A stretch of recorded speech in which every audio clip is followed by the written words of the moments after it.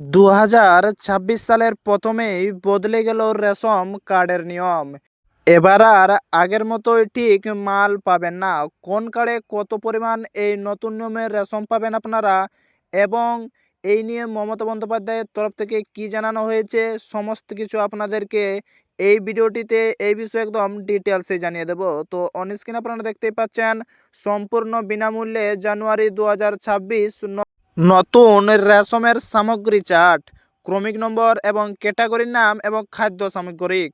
প্রথমে তো আপনারা অন্তর্দয় রেশন কার্ড অর্থাৎ AAY, এই কার্ডটির প্রথমে আপনাদেরকে জানিয়ে দিই এই কার্ডে কত কেজি চাল পাবেন এবং কয়টি আটা পাবেন। তাহলে দেখে নিন আপনার রেশন কার্ডের জানুয়ারি 2026 থেকে কতটা রেশন মিলবে। আপনার কাছে যদি অন্তর্দয় অন্ন যোজনা অর্থাৎ AAY এর রেশন কার্ড অগ্রাধিকারপ্রাপ্ত, বা PHH রেশন কার্ড বিশেষ অগ্রাধিকারপ্রাপ্ত, বা SPHH রেশন কার্ড, বা RKSY1 বা RKSY2 রেশন কার্ড থাকে, তবে জানুয়ারি মাস থেকে কোন রেশন কার্ডে কতটা করে রেশম সামগ্রী পাবেন তা জেনে নেওয়া অত্যন্ত জরুরি। পশ্চিমবঙ্গ সরকারের দেওয়া এই রেশম সুবিধা আপনারা AAY অন্তর্দয় অন্ন যোজনার ক্ষেত্রে চাল পাবেন 15 কেজি প্রতি পরিবার পিছু। তাহলে এই AAY অন্তর্দয় অন্ন যোজনায় চাল পাবেন 15 কেজি পরিবার পিছু। আগে চাল পাতেন 21 কেজি পরিবার পিছু, কিন্তু সেই চাল এখন কমিয়ে দিয়ে 15 কেজি চাল পাবেন আপনারা প্রত্যেক পরিবার পিছু, অর্থাৎ আপনাদের পরিবারে যতজন সদস্য রয়েছে তাদের সবার জন্য। এবং দ্বিতীয়ত রয়েছে আপনাদের গম আটা। তাহলে এই AAY অর্থাৎ অন্তর্দয় অন্ন যোজনার ক্ষেত্রে আপনারা চাল যেমন পাচ্ছেন মাথা পিছু 15 কেজি, সেভাবে আটা পাবেন 20 কেজি বা 19 কেজি পরিবার পিছু।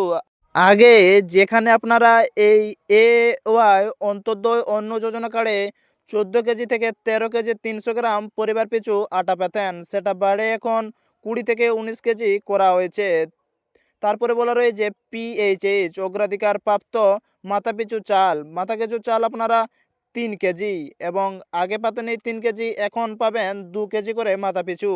তাহলে PHH যাদের কার্ড রয়েছে তারা এই কার্ডে মাথা পিছু 3 কেজি করে চাল পাতেন, কিন্তু এখন সেই চাল কমিয়ে দিয়ে 2 কেজি করা হয়েছে, এবং আপনাদেরকে এই চাল গম বা আটার পরিমাণটা কিছুটা বাড়িয়ে দেওয়া হয়েছে।